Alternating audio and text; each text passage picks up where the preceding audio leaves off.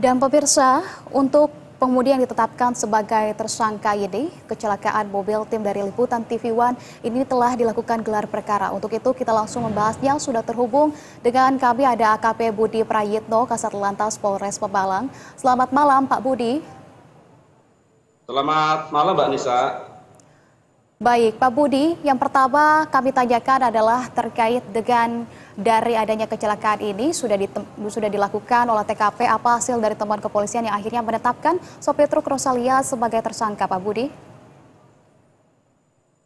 Baik Mbak, untuk dalam kasus kecelakaan Budi, ini kita sampai saat ini sudah memeriksa. Mohon maaf Pak Budi, sebelumnya tolong dijalankan terlebih dahulu kameranya Pak Budi agar kami dapat melihat secara langsung visual Pak Budi.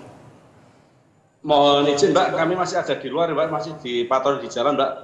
Oke baik, kalau begitu kami melalui sambungan suara saja. Iya, melalui audio saja, tidak masalah Pak Budi. Baik, silakan Pak Budi. Iya Mbak, untuk kasus ini kita sudah memeriksa 5 orang saksi.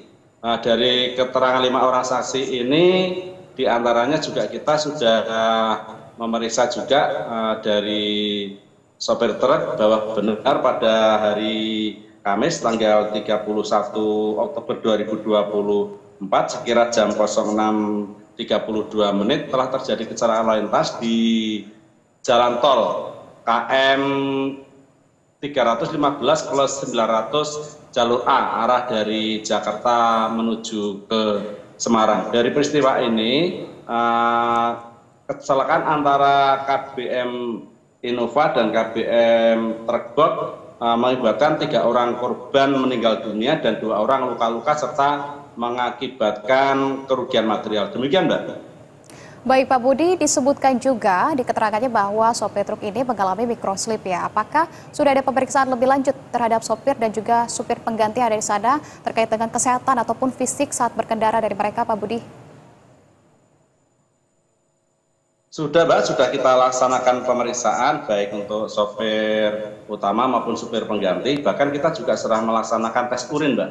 Kita laksanakan tes urin apakah yang bersangkutan terpengaruh obat-obat berbahaya, namun demikian hasilnya negatif. Dari hasil pemeriksaan saksi-saksi dan juga dari pengemudi KBM truk menyatakan bahwa memang pada saat kejadian mengalami microslip atau mengantuk, tertidur sesaat Pak, sehingga hilang konsentrasinya. Demikian Mbak. Baik, kalau dari mobil tim liputan itu yang berhenti, apakah ini sempat menyalakan lampu hazard atau menaruh traffic cone atau tanda-tanda darurat lainnya Pak Budi sebagai tandanya? Apakah ada Pak Budi ditemukan?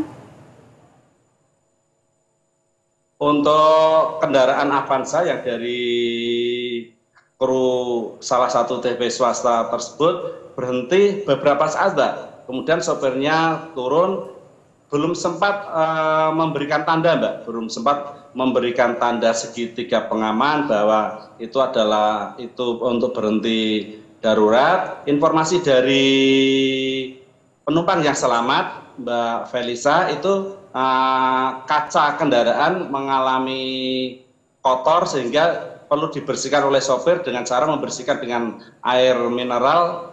Sopir turun dari kendaraan kemudian terjadi benturan dari arah belakang. Demikian Mbak. Baik, cukup mendadak, artinya lantas kalau untuk kondisi supir truk dan juga korban luka lainnya saat ini seperti apa Pak Budi? Untuk supir truk tidak mengalami luka. Kemudian untuk yang dari KBM Avanza ini 3 korban dinyatakan meninggal, kemudian 2 luka-luka, yang 1 itu masih dirawat di rumah sakit RSI Al-Ikhlas Pemalang, kemudian yang 1 orang lagi dirujuk ke Rumah Sakit Budi Rahayu Pekalongan. Demikian Mbak. Pak Budi, untuk mobil Avanza belum sempat menyalakan hazard, untuk kemudian dari mobil truk Rosalia Indah ini juga supirnya mengalami microslip, lantas hukuman seperti apa dari kasus ini yang menanti untuk sopir tersebut yang sudah ditetapkan sebagai tersangka Pak Budi? Untuk persangkaan perkaranya kami jerat dengan pasal 310 ayat 4, 310 ayat 3, dan 310 ayat 2. Ancaman hukumannya adalah yang terberat pada pasal 310 ayat 4, yaitu dipidana paling lama 6 tahun dan atau denda sebanyak-banyaknya 12 juta. Demikian, Mbak.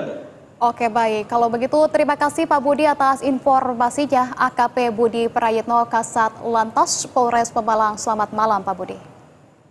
Terima kasih, Mbak. Selamat malam.